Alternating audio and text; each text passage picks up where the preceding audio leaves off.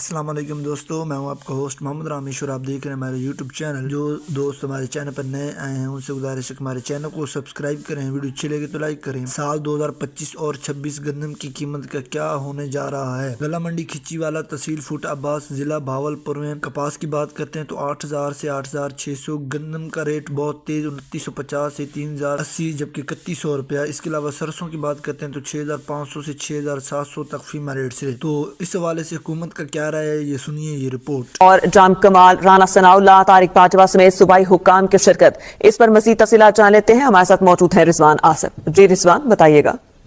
جی، ملک بھر میں آئندہ چند ہفتوں میں گندم کی نئی پیداوار جو ہے وہ آنے والی ہے، لیکن ابھی تک کسی صوبے نے بھی گندم پالیسی کا واضح اعلان نہیں کیا ہے، جس کے اوپر کے گزشتہ روز وفاقی وزیر خزانہ محمد اورنگزیب کی زیر صدارت ایک اجلاس ہوا جس میں چاروں صوبوں کے سرکاری حکام نے شرکت کی، جبکہ اجلاس میں وفاقی وزیر جام کمال اور وزیر اعظم کے مشیر رانا ثناء اللہ طارق باجوہ بھی موجود تھے۔ اجلاس میں وفاقی وزیر خزانہ نے تمام صوبوں سے کہا ہے کہ وہ کل تک یعنی کہ جمعے تک جو ہے وہ اپنی صوبائی گندم پالیسی جو ہے وفاقی حکومت کے سپرد کر دیں، تاکہ اس کے بعد وفاقی حکومت اور صوبے جو ہے مل کر کسانوں کے سامنے ایک واضح اعلان کر سکیں کہ اس بار جو گندم کی نئی فصل آ رہی ہے اس کے حوالے سے صوبوں کی کیا پالیسی ہوگی۔ اجلاس میں پنجاب اور سندھ کے حکام نے دوبارہ یہ اندیہ دیا ہے کہ ہمارے صوبوں میں یعنی کہ پنجاب اور سندھ میں حکومت جو ہے وہ کسانوں سے گندم خریداری نہیں کرے گی، جبکہ خیبر پختونخوا حکومت نے کہا ہے کہ ہم جو ہے 1.5 لاکھ ٹن گندم خریدیں گے۔ اس حوالے سے جو ہے پنجاب حکومت ایک نئے ماڈل پہ کام کر رہی ہے جس میں کہ وہ کسانوں کو یہ آفر کر رہی ہے ہوا کہ پیداوار بہت زیادہ ہوگی، لوگوں نے کاشت زیادہ کی، گندم کاشت لوگ زیادہ کرتے ہیں، گندم کی کیونکہ کرائسس بنایا گیا کسان کے لیے، سرمایہ دار نے جو پیسے کمائے 1700 بلین کا ایک بہت بڑا فراڈ ہوا ہے۔